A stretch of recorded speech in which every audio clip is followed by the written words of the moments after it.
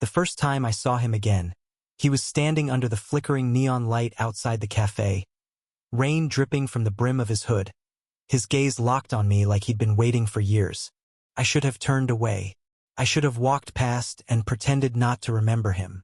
But his voice, low, rough, and far too close, pulled me back into a past I had buried deep. It had been 8 years since the Lawson family had arranged our engagement. Back then, I was a restless 20-year-old alpha who thought commitment was a cage, and the quiet 17-year-old omega they chose for me was nothing but an inconvenience. I barely looked at him at the engagement dinner. He sat across the table, eyes downcast, hands folded neatly, while I counted the minutes until I could leave. A month later, he was gone, sent overseas for education, as they said. No calls, no letters, no trace. I didn't care. Or at least I told myself that for years. Now, in the middle of a cold Manhattan evening, Ezra Lawson was standing in front of me again. Taller than me, now impossible but true, and his presence hit like a punch to the chest. The boy I had once ignored had become a man whose confidence radiated in every movement. "You've changed," I managed to say, though my throat felt tight. His lips curved, not a smile, not exactly. "So have you." His gaze swept over me in a way that felt deliberate. Then, leaning close enough that I felt the heat of his breath, he murmured, "Just one night, Noah. That's all I want." My pulse slammed against my ribs. One night, the audacity, the danger, and yet every instinct screamed that if I let him walk away again, I'd regret it for the rest of my life. We ended up inside my apartment before I could decide whether this was a mistake. The city lights painted his face in soft gold as he stepped inside, shaking off his jacket. I remembered how small he had once seemed next to me. Now, his shoulders brushed the doorframe, and the way he looked at me made it hard to breathe. "Why now?" I asked, leaning against the kitchen counter to steady myself. "Because," he said simply, "I'm done letting other people decide for me, and I wanted you to see who I've become." I searched his face for bitterness, for anger over the way I'd treated him before. Instead, there was something worse, calm certainty, as if he knew exactly how I'd react to him now. The tension between us was a living thing. Every movement, every glance felt loaded. I caught myself watching the way his fingers curled around a mug, the way his throat shifted when he swallowed.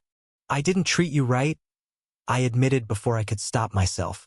"No," he agreed, but his tone held no accusation. "You didn't." And then he closed the space between us. The scent of him, warm, familiar, with something new and dangerous beneath, hit me first.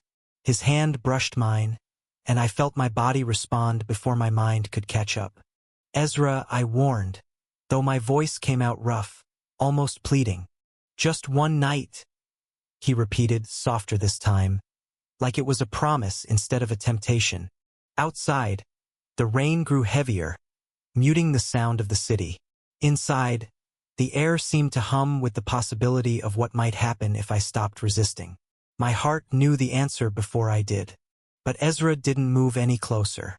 Instead, he leaned back against the counter beside me, sipping his coffee like we were just two old friends catching up, except his thigh pressed lightly against mine, and the contact was enough to unravel years of distance in an instant. Ezra stayed the night, but not the way I expected.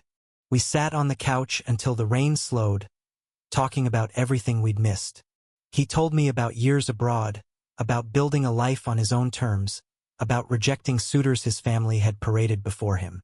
I told him things I hadn't told anyone, that I'd buried myself in work to avoid the loneliness that crept in when the city went quiet at night. When the clock passed midnight, he stretched out on my couch like he belonged there, and I tossed him a blanket. But before I could head to my room, he caught my wrist. "You don't have to be afraid of me, Noah," he said, his voice low but steady. "Not anymore." It wasn't fear keeping me away. It was the knowledge that if I touched him, I might never let go. The next morning, we walked through Central Park. The air was cold, our breaths visible, and the bare trees lined the paths like silent witnesses. Ezra kept his hands in his pockets, but every so often, our shoulders brushed. I thought the world had left us alone until I saw the man in the gray coat standing at the edge of the path. My father. Noah, he said, ignoring Ezra entirely. We need to talk. The confrontation was inevitable. My family had arranged our engagement not out of romance, but strategy. An Omega from the Lawson family meant influence, wealth, security. When Ezra vanished years ago, they quietly moved on, grooming me for other alliances. Seeing him here with me was a threat to all of that. You're making a mistake, my father said, his voice like frost. Whatever you think this is, it won't last. Ezra didn't flinch. He stepped closer, standing slightly in front of me, as if to shield me. It's not your decision anymore, Mr. Carter. My father's eyes narrowed. And what makes you think you can keep him? Ezra's answer was simple. Because he wants to stay.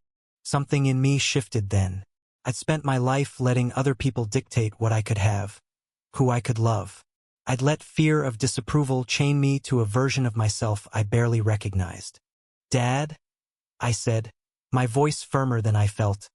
Ezra is not a transaction. He's the only person who's ever made me feel like I'm worth something outside of your expectations. So either accept it or walk away. There was a long silence. My father looked between us, jaw tight, but said nothing more. He turned and left, the crunch of his footsteps fading into the distance.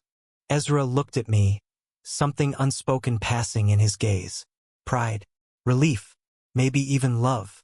That night, back at my apartment, there was no more hesitation. No more pretending we were anything less than what we wanted to be. When Ezra kissed me, it was both new and achingly familiar. His hands framed my face, his lips soft but certain, and for the first time in years, the restless ache in my chest eased. We didn't talk about just one night again. We didn't need to. One night had turned into another, and then another, until it was clear neither of us wanted it to end. Months later, we stood together on the balcony of our shared place, the city sprawling beneath us. Ezra leaned against me, his head resting on my shoulder. Remember when I said I only wanted one night? He murmured. I smiled into his hair. Yeah. Elite. I laughed, pulling him closer, feeling the steady rhythm of his heartbeat against mine. In the quiet glow of the evening, with Ezra in my arms and the city humming below, I finally understood love isn't always the lightning strike you expect. Sometimes, it's the slow burn you almost missed, the one that waits patiently until you're ready to see it. And this time, I wasn't going to let it slip away. Thank you for listening. If you find it interesting, please like and subscribe to follow the next stories.